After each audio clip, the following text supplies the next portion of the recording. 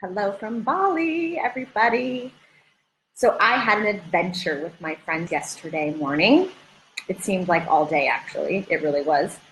We did one of the big tourist activities that you do on Bali, which is climbing one of the volcanoes called Mount Batur and watching the sunrise from the top of it.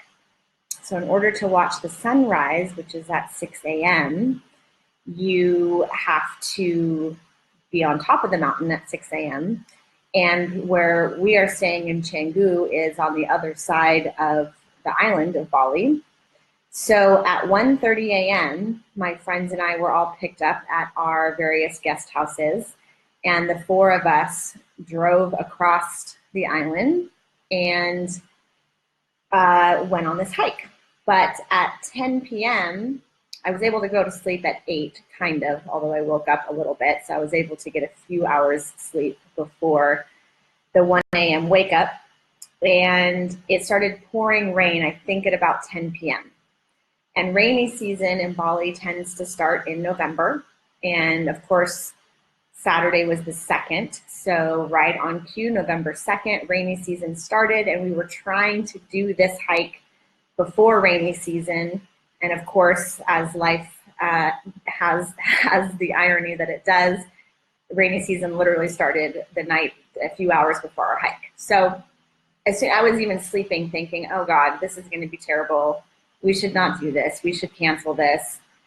And it's pouring rain to the point where I didn't even put my sneakers on when we were getting picked up because I didn't want my sneakers to get drenched between here and the car and have wet sneakers to start. So I was so grumpy and I get in the car at like 1:45 a.m. I don't even say good morning. My friends are sweet and said good morning, but I had been texting him saying, I think we should cancel. This is not going to be fun. This is ridiculous. It's got to be raining over there. It's not going to happen.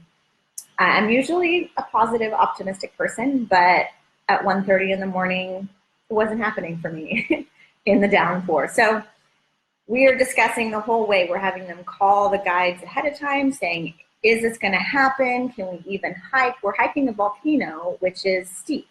And it's 5,600 feet in elevation. And I didn't want to be slipping and sliding around on rocks in the dark at 4 in the morning when we started the hike.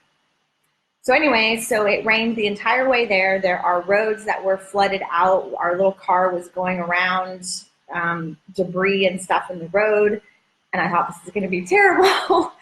And luckily, Emily, one of the girls in our group, she was really determined to make this happen.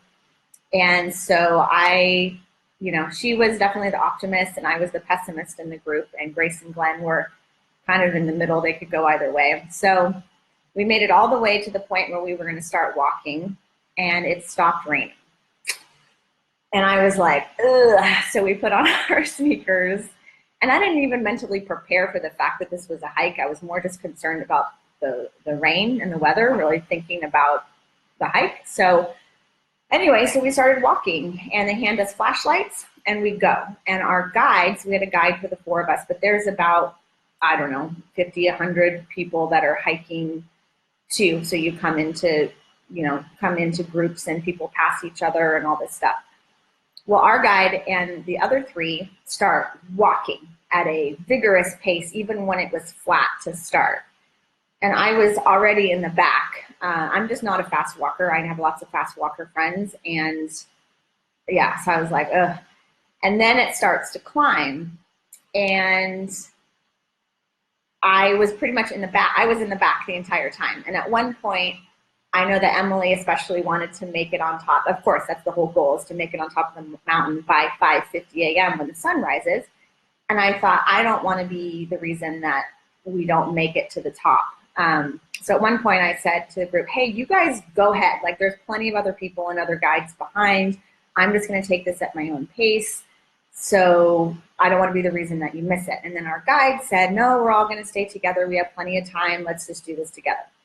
So that was nice. And then we're going, and I'm in the back having all of this stuff go on in my head. And what's ironic, again, is in the car, I was telling them that I was listening to Brené Brown's Dare to Lead book the night before as I was trying to fall asleep early. And this is the second Brené Brown book that I have listened to. And if you don't know her stuff, a lot of people do. She's a shame researcher, and she talks a lot about shame and all the things, and her whole that's her whole shtick.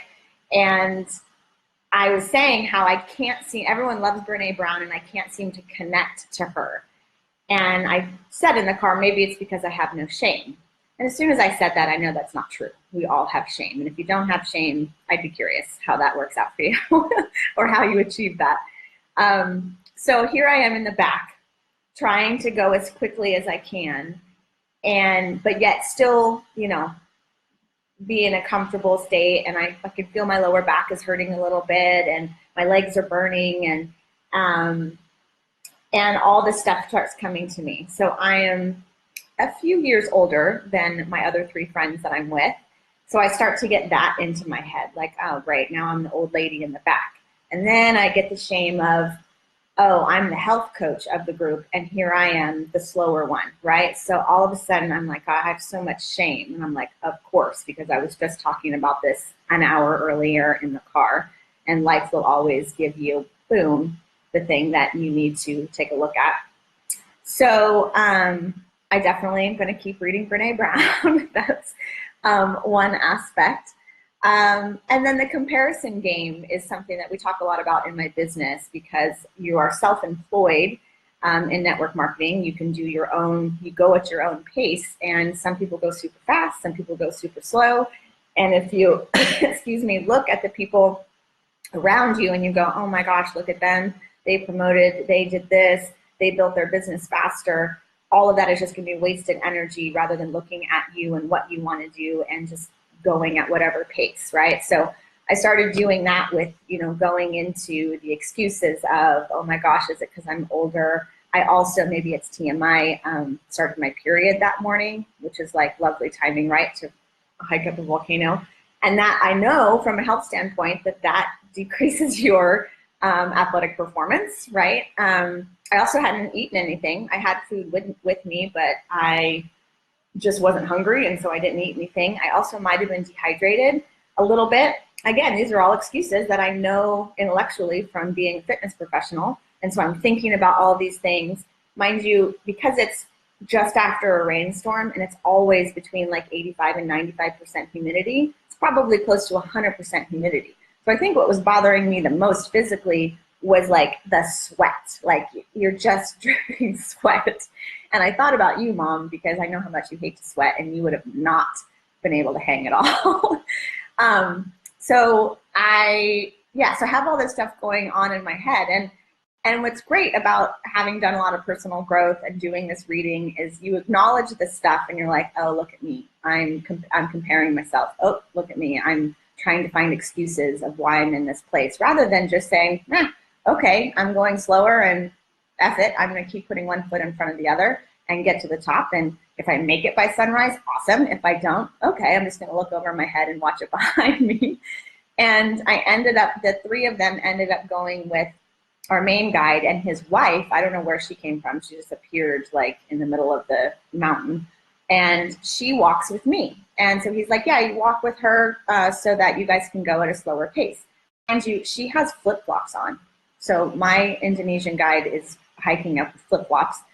So I was like, wow, okay, she can do this. And they do this every day, these guides, this husband and wife team, and probably all of them. They get up at 2 a.m. and hike this volcano every day, and then go work in the farm afterwards, by the way, which is another whole story. So I had a lovely conversation with her. She was super gentle with me, and I stopped, made a few more stops to rest. And I made it up by the time the sun rose. And I don't know if I was, 15 minutes behind my friends. I didn't really even ask them. And went up there and had a beautiful experience. I was a little worried that we weren't going to see the sunrise at all because it was super cloudy. But we did. We had a nice little clearing, and the sun came out.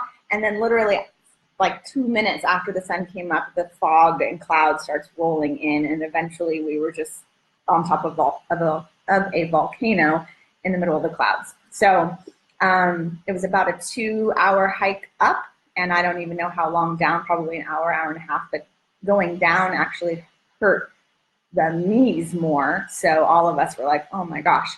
And then after that, we went to the hot springs, which are at the bottom, which are natural hot springs, and they have this, funky little, look like Bali Disneyland. They have all these like elephants and fun things, and we had a beautiful day. So we had a alcoholic beverage at, I think it was 8:30 in the morning, but we'd already been up forever, and enjoyed that in the hot springs and really had a wonderful experience. So in hindsight, I'm just, thinking about any goal, and like I said, climbing a mountain makes you really reflect on all of these things, and that it's our own pace. And, I seem to be slower at a lot of things.